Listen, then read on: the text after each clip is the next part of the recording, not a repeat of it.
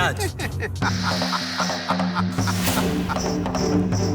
जानो, पता नहीं क्यों इस बार हमें ऐसा लग रहा है केशी कृष्ण की मृत्यु अवश्य बनेगा। हाँ महाराज। जानो, जब केशी अपने टापों के नीचे कृष्ण को कुचलेगा तो कृष्ण के मुख से जो चीख निकलेगी उसकी ध्वनि हमें अभी से सुनाई दे रही है।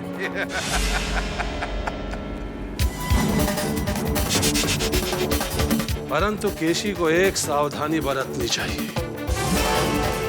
कृष्ण का वध कृष्ण के यमुना पार करने से पहले हो जाना चाहिए, क्योंकि हम नहीं चाहते कि कृष्ण का वध मथुरा में हो। महाराज, कृष्ण का वध कैसे होता है, कहाँ होता है, यह उतना महत्वपूर्ण नहीं है।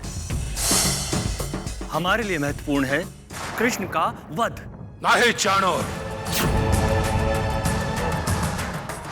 कृष्ण का वध मथुरा के पार होना चाहिए। यह हमारे लिए उतना ही महत्वपूर्ण है जितना कि कृष्ण की मृत्यु, क्योंकि हम नहीं चाहते कि धनुष यज्ञ समाप्त होने से पहले और उसके सफल होने से पहले कोई हमारी ओर उंगली तक उठाए। और वैसे भी हम अक्रूर के अभिशाप से बचना चाहते हैं। परंतु चाणोर, एक शुभ समाचार भी है। शुभ समाचार यह है कि नंदराय के घर में अभी से रोना धोना प्रारंभ हो चुका है। अर्थात कृष्ण की मृत्यु कृष्ण के निकट है। रो लेने दो उन लोगों को। क्या पता कृष्ण की मृत्यु के पश्चात उन लोगों को रोने का अवसर मिले।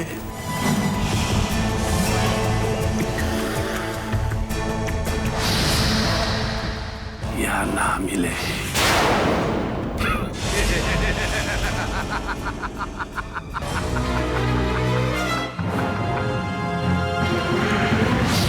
नहीं मिलेगा।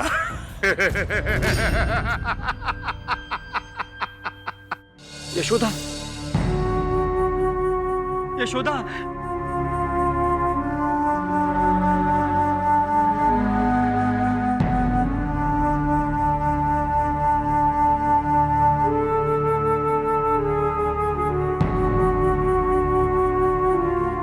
यशोदा, यशोदा।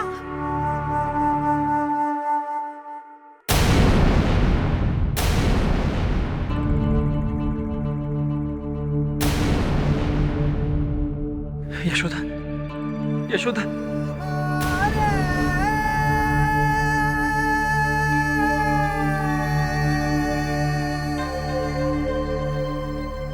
नंदरानी जी, नंदरानी जी आंखें खोलिए। क्या हो गया है तुम्हें यशोदा?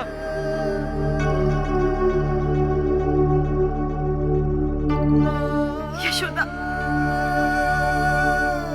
तुम इस प्रकार मुझसे मुंह नहीं मोड़ सकती यशोदा। नहीं मुंह मोड़ सकती तुम मुझसे इस प्रकार।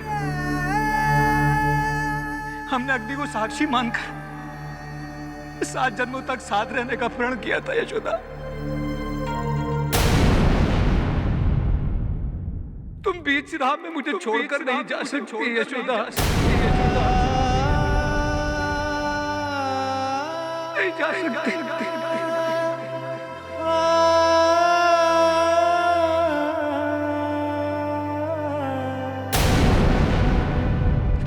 उठो यशोदा, उठो, उठो। अक्रूर जी, यशोदा नहीं उठ रही है। पता नहीं क्या हो गया इसे।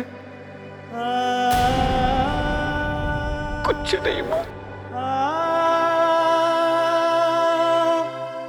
नंदराय जी, हमें वैद्य को बुलाना चाहिए।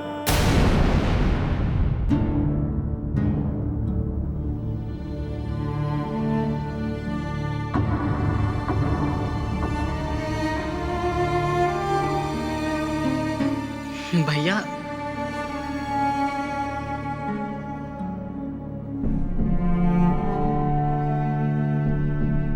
आप रोएंगे तो मुझे भी रोना आएगा।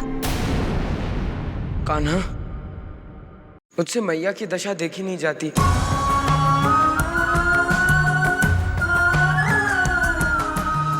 मैया मेरे जन्म रहस्य का आघात सहन नहीं कर पाई है।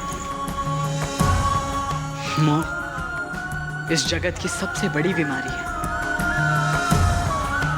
किसी को संपत्ति का मोह होता है, तो किसी को राज सिंहासन का, किसी को अमरत्व का मोह होता है, तो किसी को संतान का। इस संतान मोह में लोग जहाँ तरह तरह के दान पुण्य करते हैं, वहाँ पाप भी करते हैं। जब तब व्रत उपवास यज्ञ तीर्थ क्या कुछ नहीं करते। चोरी लूट खसूट हत्या बेईमानी सब संतान मोह के लिए। तो इस मोह से छुटकारा कैसे पाया जाएगा छोटे?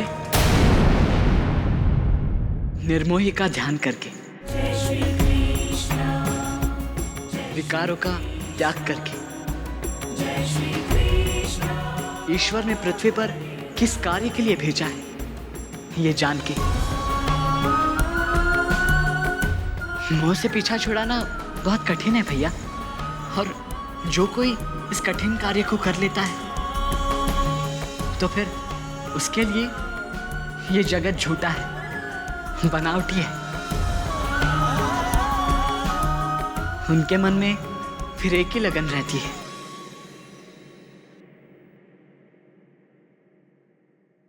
प्रभु से लगन, ईश्वर से लगन। लेकिन तुम मैया को कब सचेत करोगे छोटे? मैया सचेत हो जाएगी भैया, जब वो सत्य को स्वीकार करेगी। सत्य से कोई कब तक भाग सकता है? कोई नहीं भाग सकता, ना हम ना मैया। इसका अर्थ हुआ कि हम मथुरा नहीं जा पाएंगे।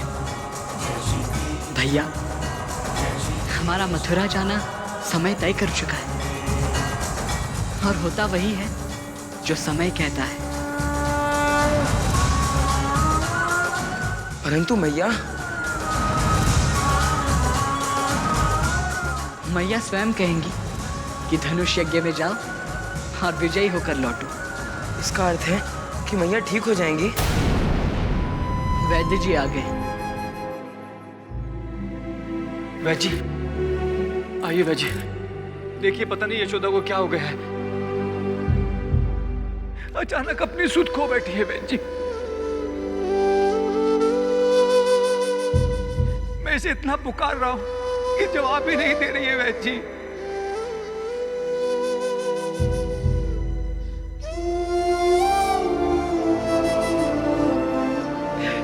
इसको होश में लाइए, इसे शीघ्र ठीक कीजिए वैद्य जी।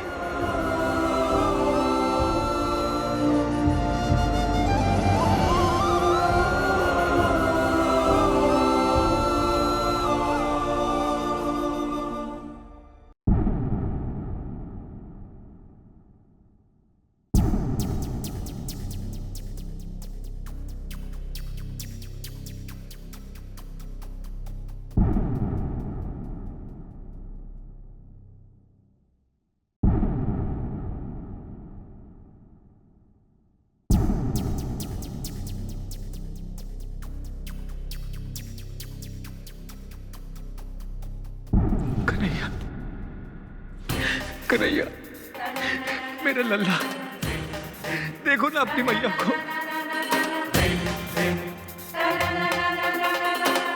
मैं इसे पुकार रहा हूं, ये कुछ नहीं बोल रही है।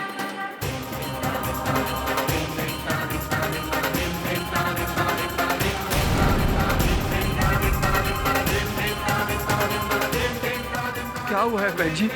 हृदय की गति थम थम कर चल रही है।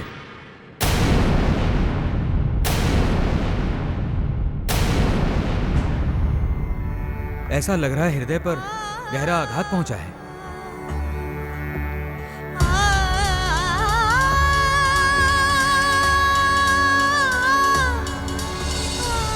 जिससे रक्त का संचार रुक रहा है।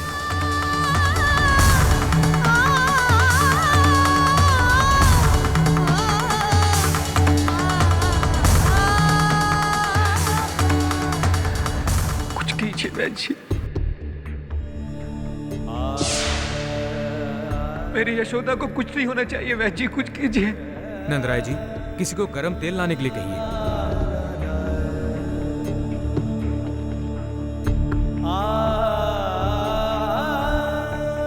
मैं अपनी ओर से पूरा प्रयास करूंगा नंदराय जी, परंतु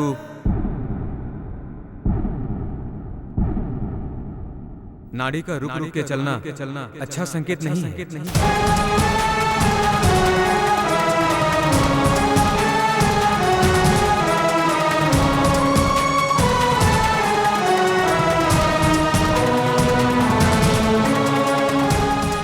ये औषधि नंदरानी जी को चटाइए।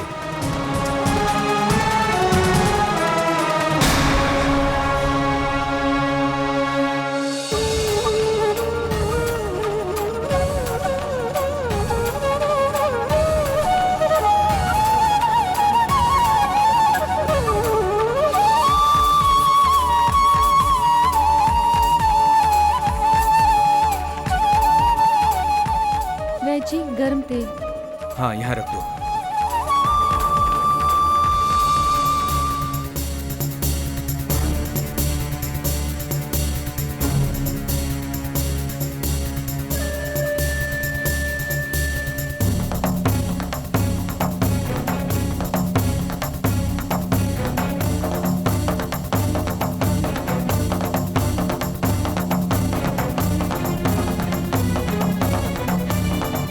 वैद्य जी,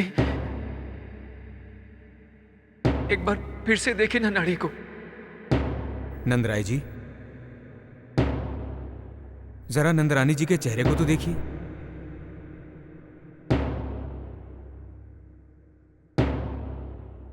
आपको नहीं लगता रक्त चेहरे की नसों तक नहीं पहुंच रहा है,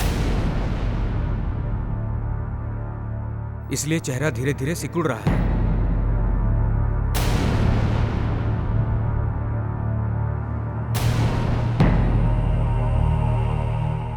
वैद्य जी, मेरी यशोदा को बचाइए,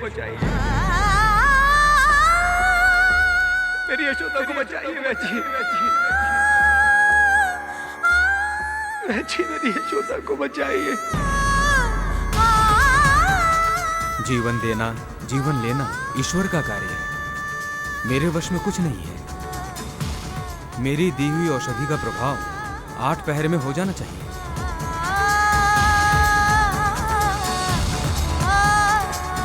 8 पहर बाद भी यदि नंदरानी जी होश में नहीं आई तो